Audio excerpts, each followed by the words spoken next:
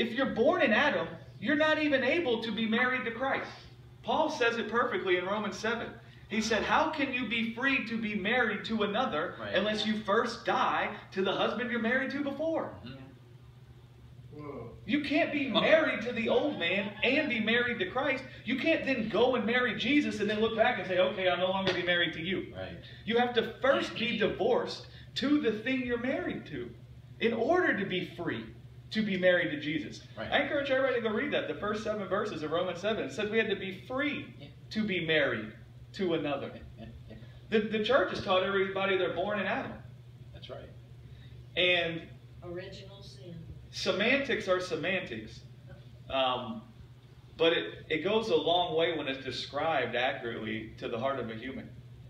You tell somebody who hasn't believed yet that God has just come to preserve them from death, that there's something trying to kill them, that God doesn't desire for them to die, and He's come to save them from that death so that they can live with Him eternally because that's how much He loves them. Or you come and tell them, God's so disgusted with you because, you know, you're born in sin, and if you'll, you know, repent, then He'll like you.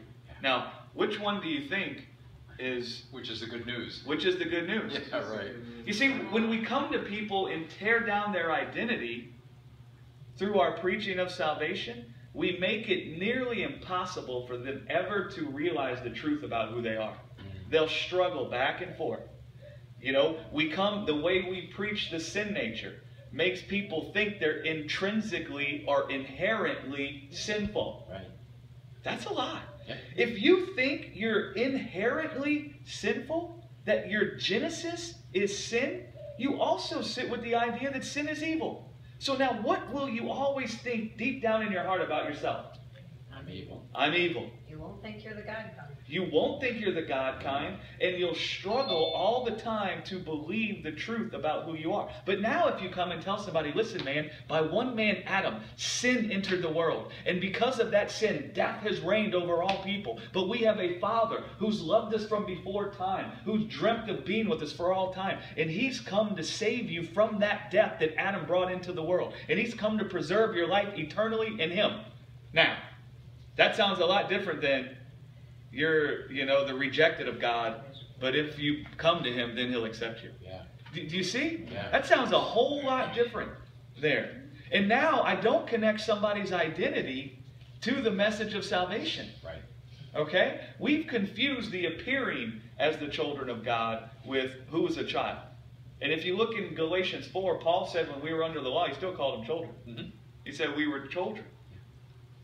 Right? Yeah. And so we confuse all these semantics, and then we connect people's identities to the message of salvation. It's not about us becoming something we're not.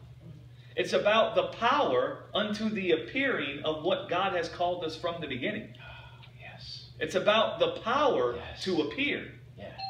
That's huge. You can't appear as a son if you're dying because sons are immortal. Do you see? Yeah. So if you die, you don't appear as a son.